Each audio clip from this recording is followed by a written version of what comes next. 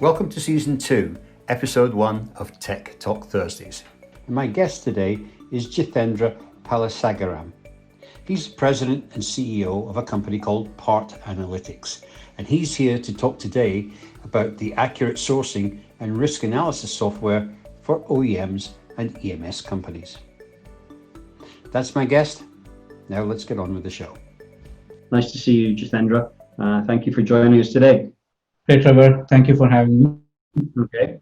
So the last time we met was actually in person, believe it or not, at Apex, where we did a very interesting interview about Parts Analytics and how it worked as an online sourcing system for people to upload bills of materials, to be able to quickly find out prices of parts, locations of parts, and really do some really good risk analysis. Just to recap that in a few words, could you just quickly go over the Parts Analytics system, just to remind our viewers? Sure.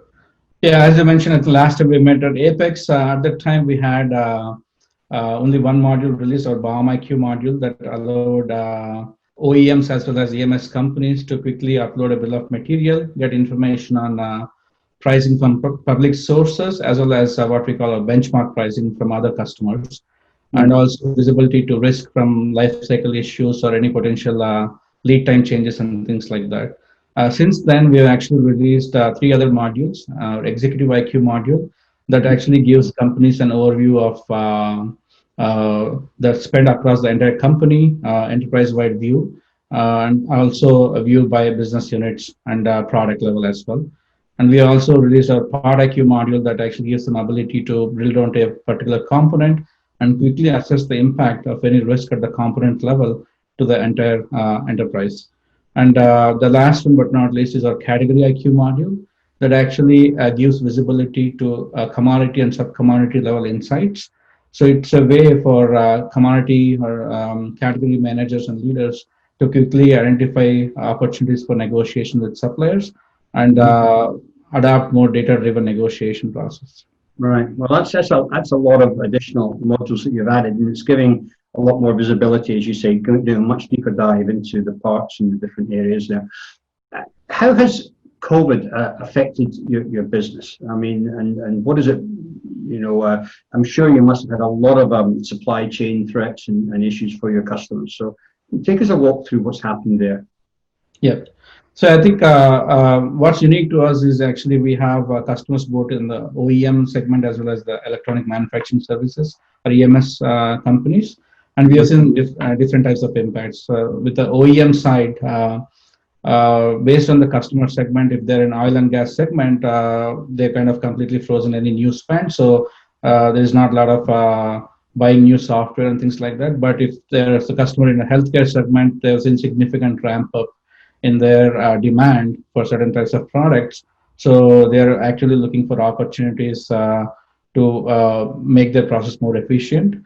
And also they have seen a lot of the supply chain issues in terms of part availability because of the demand to support their volumes. On the EMS side, again, it's we have seen smaller EMS companies where some of them have seen significant demand, and some actually based here in North America. Some of this emphasis around bringing manufacturing back here. There's a lot of opportunities for business development and new opportunities for our customers. Right. So I mean, how have you managed to help customers negotiate all these supply chain disruptions that we had? We were already having them before with the US-China trade war, but I mean, it only got worse during the COVID pandemic. So what sort of things have you been doing to try and help customers there? Yeah. So on the risk aspect of it, right? So being able to give them that visibility into supply chain risk based on where the components are coming from, so quickly able to assess that information and actually providing any actions, mitigation actions, right? If there's a component that goes into the product that they are making and it's at risk, giving them that visibility to any potential alternate components from a different region, from a different supplier, so they can quickly mitigate that risk. Or identifying any alternate source of like inventory. If there's a inventory, a stock issue, being giving them that visibility of stock from all the global distributors, so they can quickly find that parts they need to ship their products. Okay. Can you tell which country the components come from, even if it's coming through a big box supplier?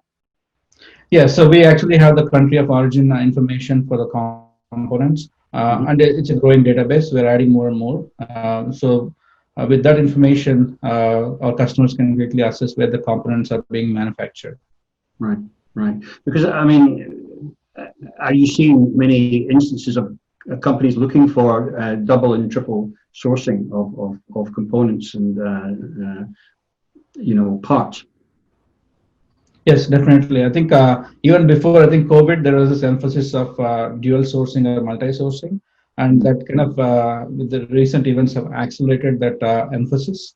So sourcing teams or supply chain teams are looking for diversifying their supply chains, adding more sources, and also more like moving away from like a concentrated supply chain where you have most of your components coming from one country or one region, trying to diversify that so they can be more nimble and react to their customer demands in a faster way.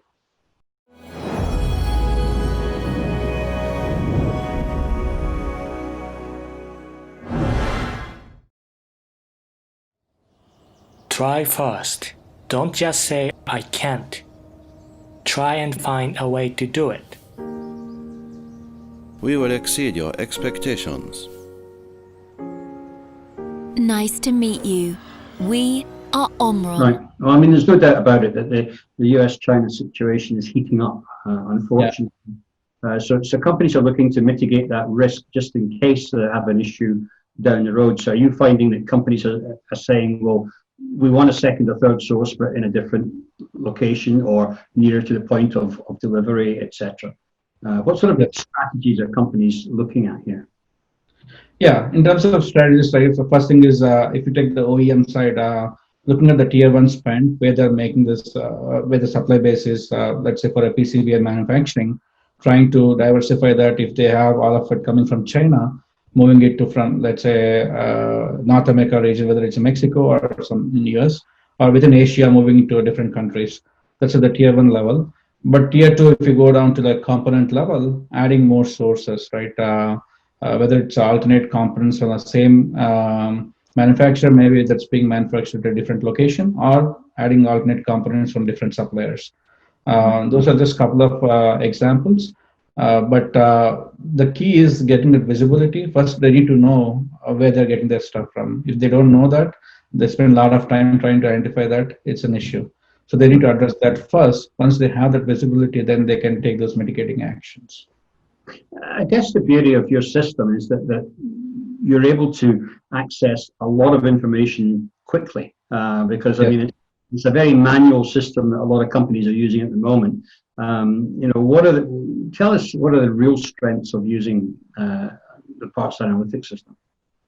Yeah, definitely. I think that's a great point. And as we talked before, right? So a lot of these OEMs or EMS companies still use Excel to manage the data. To give an example, one of our OEM prospect customer, like their team spend like every quarter, they spend a month and a half consolidating data from the tier one suppliers in Excel spreadsheets. Right. That's what they do, month and a half, consolidate every quarter. And so throughout the year, it's actually 6 months of time, they're actually spending time consolidating data. With our system, from month and a half, it actually goes down to less than a week. So it's a huge increase in efficiency. And with that, what they can do is actually they can do more with less, because sourcing teams are always under pressure to actually do more with less. But it's very challenging with Excel. It's not scalable. I used to be in sourcing. I like Excel, but it's okay if you have some stuff on your hard drive or computer, but it's not scalable. It's not collaborative. So you need tools that can actually improve the efficiency, make life easier for sourcing teams, so they can do more with less and do more in a smarter and faster way. Great. So you must have had some success stories. What would you say in recent months has been your biggest success story using this system? Yeah, one example I think is Fortune 500 medical device manufacturer that use our system, where they didn't even have visibility to the tier 2 and below spend. So all they had was, okay, at the tier 1 level, how much they're paying for, let's say, a circuit board that they're buying. Using our system, they were quickly able to get that visibility, and they were able to save 25% on their material cost by actually getting that visibility and going and negotiating with the tier 1 supplier. The other thing is actually, it's a big amount of savings, and especially in this day and age where there's a lot of emphasis on cost reduction, it's a great tool to have. The other thing is actually getting that visibility to tier 2 and below spend, so they can actually see where they are spending a lot of money, but they may not be negotiating today. So they are able to identify a lot of custom parts that they're buying through tier 2 and below their EMS or JDM partners. They didn't have visibility to that. With our system, they got that, and they decided, hey, this component, we're spending a lot of money here. Why don't we just go negotiate with the component manufacturer? So it's actually driving that sourcing strategy, where they should go negotiate with the component manufacturer, and which components they should just rely on the tier 1 suppliers to negotiate. Yeah, that's a very good point. I mean, when we talked about your category IQ section, they can compare what a typical product build, for example, an audio amplifier, what the typical spend is on building that board for the preamp or something, and they know whether they're in the ballpark and what you're spending on these components. So that's very, very useful information. Jithendra, it's a great product, it's a great topic, and I'm sure you're going to continue to expand with it. But I want to thank you for now for coming in and giving us an update and telling us what's happening at Parts Analytics. Great, thank you, Trevor. Okay, thank you. And hope to see you soon in person. Yeah, hopefully, very soon, I hope. Okay, thank you. All right, thank you. Yeah.